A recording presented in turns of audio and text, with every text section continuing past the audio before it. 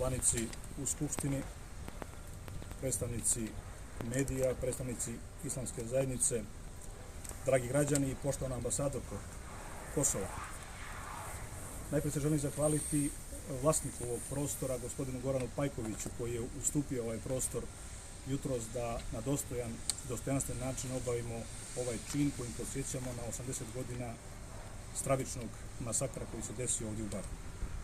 Današnje obilježavanje 80-godišnjice predstavlja početak rasvjetljavanja na vrlo tamne stranice prošlosti Bara. Ovo je spomen na stravični zločin u kome je stradalo stotine nedužnih ljudi, striljanih bez krivice, bez suda, u najvećem broju pokopanih bez imena i obilježja.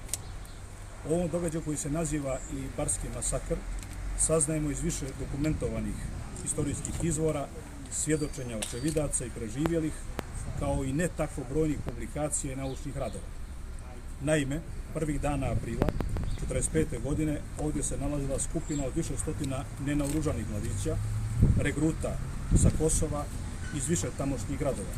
Većina ih je bila albanski, jedan broj bošnjačke i nekih drugih nacionalnosti. Prisilno su mobilisani i dovedeni da bi navodno išli dalje u završnu operaciju oslobađanja nekih područja u kojima su se još uvijek vodile borbe. Iscrpljeni, gladni i prilično maltretirani smješteni su u ovom prostoru. Nakon nekog incidenta u kojem je, kako kažu neki izvori, ubijen jedan od stražara, počelo je njihovo neselektivno strijeljanje, nakon čega je značajan broj njih probio ogradu i počeo bježati. Na opšti poziv da se krene u lov na ljude Narodnooslobodilačke vojske i Jugoslovenske armije pridružili su se i neki naoružani pojedinci iz Bara. Dakle, ovdje, kod ove zgrade monopola Duvana, preko pristana, zatim u Novom Baru, Barskom polju, Zaljevu, Starom Baru i drugim lokacijama, te po okolnim brdima, bez suđenja striljani su nenaoružani i goloruki ljudi. Najveći broj ubijenih pokopan je na nepoznatim lokacijama, te njihovi posmrtni ostaci nikada nisu pronađeni.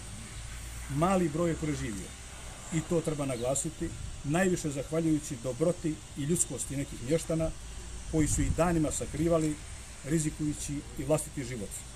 Ti ljudi, gorostasi, svijetli su primjeri humanosti i čovjekoljublja, sačuvali su i spasili obraz čitavom Baru i vječno im hvala na tome.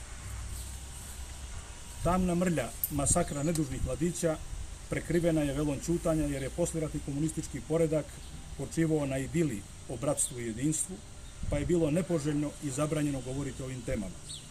Očekivalo se da će, kao i u mnogim drugim slučajevima, sve prekriti veo zaborava. Rijetki su bili pojedinci, i to ne bez posljedica, koji su o tome pisali i govorili. Tek sporadično, u nekih 30 godina pojavljivali su se publikacije i radovi koji su pokušali donekle utemeljeno progovoriti o ovoj temi. U Baru, gdje je trebalo o tome najviše, govorilo se ponajmanje.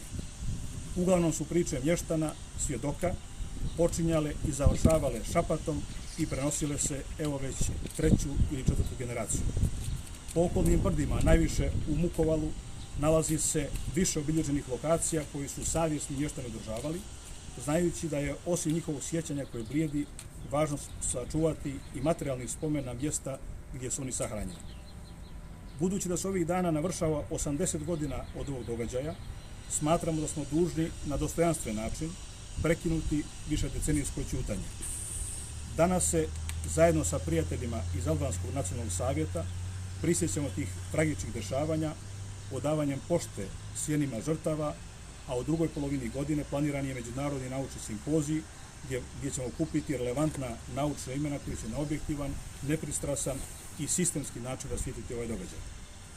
Vjerujemo da ćemo na ovakav način ustanoviti tradiciju obilježavanja ovog događaja i dati doprinos punoj memorijalizaciji spomena na zločin koji se desio ovdje u Baru.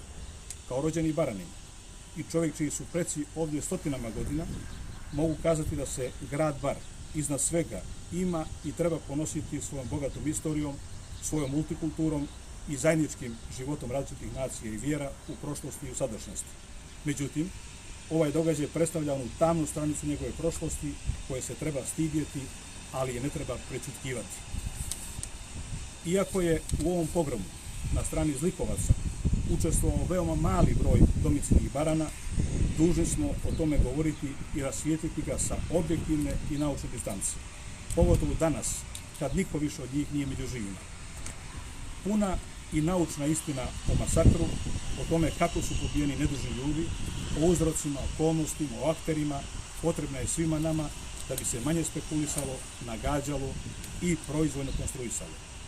Ta istina treba da postane dio školskih programa i udžbenika, a isto tako smatram da je potrebno napraviti i spomen obilježje i sve će to zajedno posjećati i opominjati našu kolektivnu savjest da se ovakvi događaji više nikada i nikome ne ponovi. Poštovani prijatelji i uvažene porodice žrtava koje ste danas sa nama, dužni smo to raditi zbog nas samih, ali i naših potomaka, narednih generacija, koje će, vjerujemo, u modernom baru sačuvati zajednički suživot kultura, vjera i nacija koje su dominantno obilježje ovog grada. Ovaj događaj je puna istina o njemu, gdje će se jasno personalizovati odgovornost za masakr na njegove nalogodavce i izvršitelje. Važno je da bi sprali mrlju i skinuli višedecenijski kolektivni osjećaj sramote i krivice, te da bi više cijenili vrijednosti zajedničkog života u harmoniji i različitosti. Završit ću sa jednim citatom iz Kur'ana. Ako neko ubije nekoga koji nije ubio nikoga, ili onoga koji na zemlji nered ne čini, kao da je sve ljude poubijao, ako neko bude uzrok da se nečiji život sačuva, kao da je svim ljudima život sačuvao. Ovo je pouka za ljude koji razumiju. Neka je rahmet i vječni mir svim žrtvama i šehidima ovog zločina.